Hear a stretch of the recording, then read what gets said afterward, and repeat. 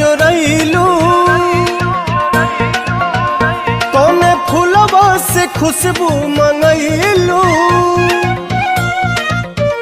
कौने बदरा से कजरा चोरैलू, कौने फूलवा से खुशबू मंगैलू। वे धानी किए हो धानी जिया छछनावे छगन दुनिया पागल कैले बा।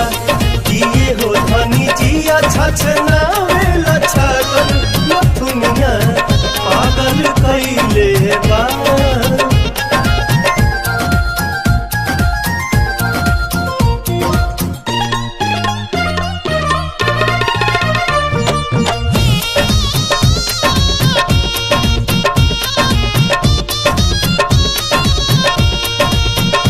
जब से दिल में बना ले बाड़ू तू घर, हर जगह अब तया बेलू तू ही नजर।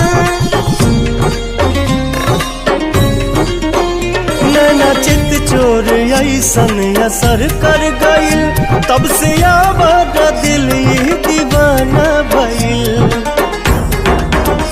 बोली लागेला जैसे सुगनिया, चाल में लागे फिर के हिरनिया।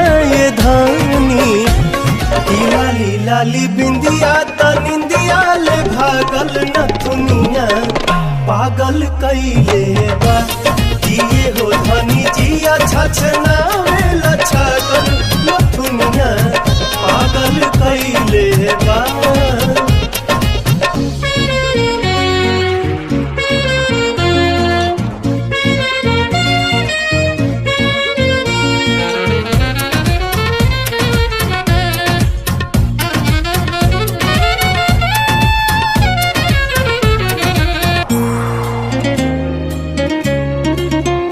करधनी जब कमर में झमक जाला हो, होके बेकाबू मन ही सनक जाला हो।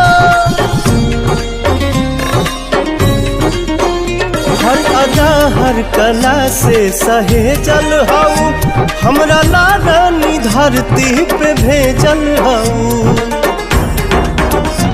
इमारत के भगवान गढ़ले, कोनो कमी कसर नहीं छोड़ले। ये धानी का जानी कितना मेटेरियल वाला गल न दुनिया पागल कैले बा। किए हो धानी जिया छछना